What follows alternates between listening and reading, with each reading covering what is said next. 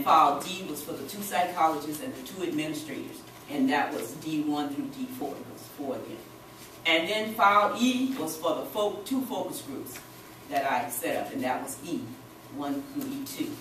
Now, all of the observation notes were done manually. So what I did was, once I finished doing all our observation, I took each student observation form with all my information on it and put it in their files individually. So I have access to everything I need. Okay, the findings that were relevant to the research questions were addressed in Chapter 4, beginning with the demographic data, representing both high schools A and B in the district. And the demographic data, as I said before, was representing research question 1. Okay, now, I extracted the data used to support or disapprove the existence of overrepresentation and disproportionate placement at both high schools. The data collected from high schools A and B supported the evidence that overrepresentation did exist at both of the high schools in the SDC program. All right, I also did some color-coded pie charts of both of the high schools, high school A and high school B. So I'm looking at high school A right now, and the segments that I put in there is representing, that's the percentages of the numbers that's representing each one of the segments. And then I have what is called a legend that's letting me know exactly which one of the color-coded ones represent. So if we look at high school A, we see that the segment with the 4 above it, which is 4%, is saying that's covering the African American males' total population in the total school. We have 4% of them. Okay, and then 13% represent the African American males in SDC RSP program. And then 14% represent the African American males in the SDC program. 9% segment represent all males in the SDC population. And then 16% is the non-Hispanic population, and 44% is the total male Hispanic population. So if you look at the 14% and then you look at the 4%, you see that there's a discrepancy there. You know, so 14% are African American males in the SDC population. 4% is the total of African American males in the whole population. Okay. High school B is a little bit better. You have 7% of African American males total in the population, 10% in SDC and RSP, 11% of African American males in SDC. All males in SDC is 14%, 20% non-Hispanic population, and 38% total male Hispanic population. Again, you see the discrepancy with 7 in the total population and 11% in the African American males in the SDC population. Now I have a bar graph here of the 2 high schools to make it so you can see it a little bit better by looking at the bar graph. You have an overrepresentation in SDC at schools A and B. School A, SDC total population 4%, B 5%. The African American males 4% in the total school population.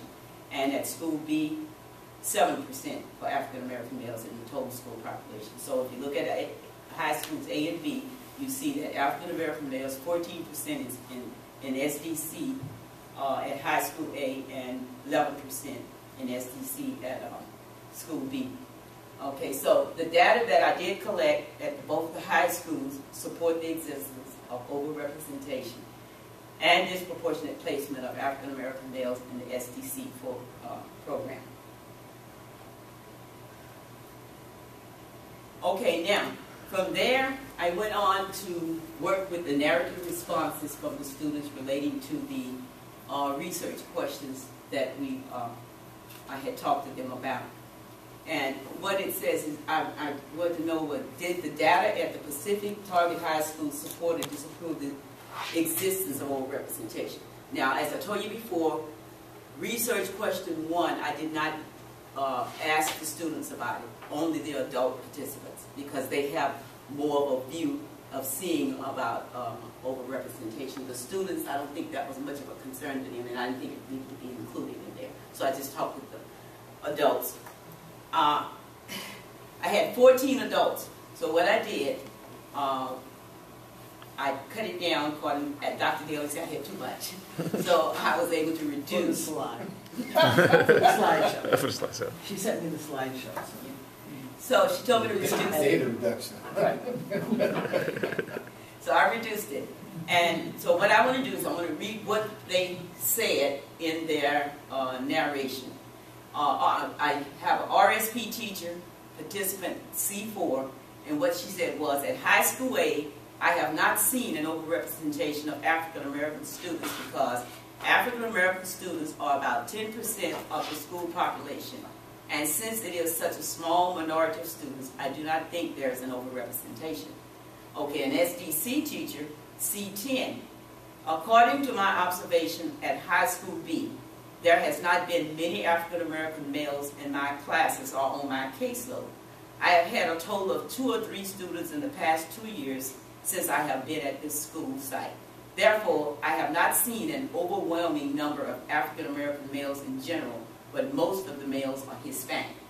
Now, the school psychologist D1, I do not think disproportionate placement of African American males is an issue at this site in SDC, but I have seen it in ED. Also, a couple of African American boys were placed in the severe program for mental retardation when they were just learning disabled and could have thrived a little bit better in an SDC setting. Just right now, at this particular time in 2011-2012 school year, it seems to be an overrepresentation of African American males in the ED program at high school A. So this again is an issue. You know, you're seeing that here they have the severe mentally retarded program, and yet the young men that are put in there should be at least in SDC and not at that level. And so these kind of things happen all the time, and these are the things, the solutions and things that we need to move on, talk about. Okay, and then Vice Principal Participant D3. I do not think there's an overrepresentation or a disproportionate placement of African American males in the SDC program at this school site, but I think there's an underrepresentation of African American students at this school site in general. That's other issues. Okay, so overrepresentation and disproportionate placement occurs when a group numbers in the disability category is larger than the percentage of that group in the site school population. And that's what we see happening here at high school A and B. It is not an issue that the overrepresented group is smaller, but if that smaller group has more students in a disability category than the percentage of that smaller group in the total high school population, then there's an overrepresentation and disproportionate placement. Okay, now looking at research question 2, we see that I was asking about the experiences. So I'm not going to read through it, but I'll just go ahead on with the participants. I'm dealing with just the student participants here. A1, I am the only African American male and only male in the regular education fashion design class. There are 2 Hispanic female and 7 white female. The teacher never acknowledged me to ask me any questions, but only called on the female students. I sit through the entire class without taking or making any comments. I did not want to be in this class, but I did not have a choice because I entered the school in the middle of the first semester and the other elective classes were closed, and so my counselor placed me in this class to earn my elective credits. All of my other 5 classes are SDC. Now, one of the things that I need to bring to your attention is that I'm using verbatim what they're saying. That was my goal, to try to write it as much verbatim as possible so I could represent the person that was speaking. And that's what I want to make that known. Participant A2. I have 3 regular education classes and 3 SDC classes. The regular education classes are hard. I don't know if it is me that is making the classes too difficult trying to find the answers to the assignments, or I just can't find the answers. I don't want to fail these 2 classes. There are students that sit there doing nothing, but I can't sit and do nothing, so I ask my teacher for help. The teacher helped, but they go so fast with everything. I just wish that the teachers would not give so much classwork at one time. In special education, everything is much slower and my grades are good. I do not want to fail those classes, but if I do, I want to go to summer school. I want to spend my whole summer in summer school. Participant A, in regards to its experiences, I like being in my 4th period class. I was recently put back in SDC math class, and when I got put back, I said, yeah, because I miss the people in there because they do not make fun of me. It is really cool. In there, I feel like I'm at home and I just chill. You can talk when you are finished doing your work, but in regular education, you can't talk. They tell you to shut up. When I have finished doing my work, I can talk. You have to be careful in regular education classes because you can get in trouble, so you are quiet. Now, participant, this is parents that I asked for in regards to the experience. Participant parent B1. She said, my son was in kindergarten when his teacher told me he was going to be held back. I asked her why, and she then said that she could have him tested.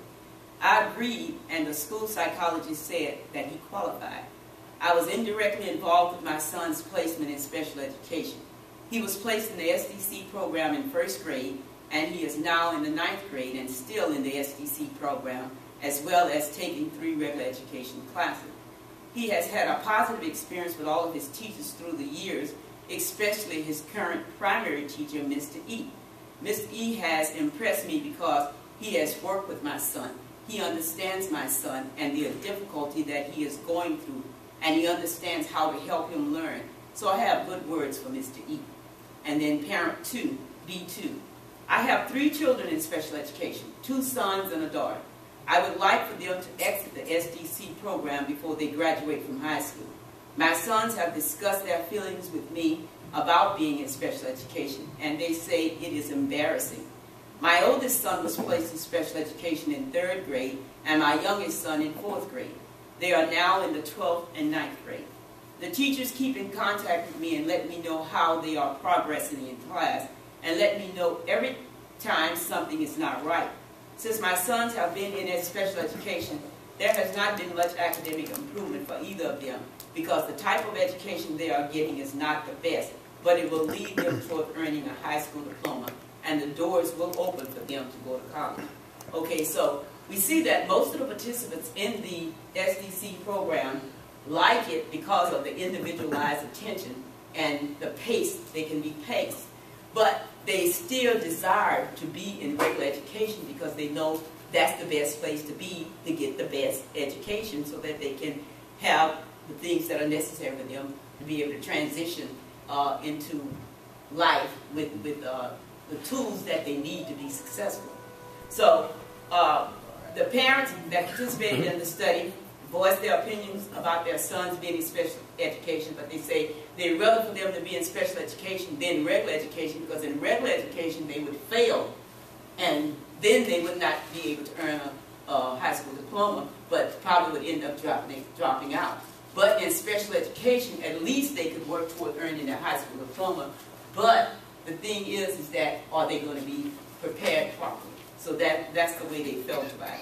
But I'd rather have a high school diploma than none. Okay, now we're looking at research question 3. What does African Americans think about the type of education they are receiving in special education? I'm talking to the students. A1, I'm not able to learn better in the special education class because special education students are learning stuff, he said, lower than the general education classes are learning. So how are we going to be able to go to the next level learning stuff lower than what we need? When I take tests, I look dumb, and I don't like that. Participant A3, I have 2 regular education classes, and the teachers just put the work on the board, and they do not really help you. I tell them that I have not learned that yet, so then we do it, and I get F on the test. And I say that you never taught me that. The reason I had not been taught what the teacher put on the board is because they did not teach it to me in special education. It is really hard trying to do well in a regular education class when the only schoolwork you get in special education is too easy. Student participant A4.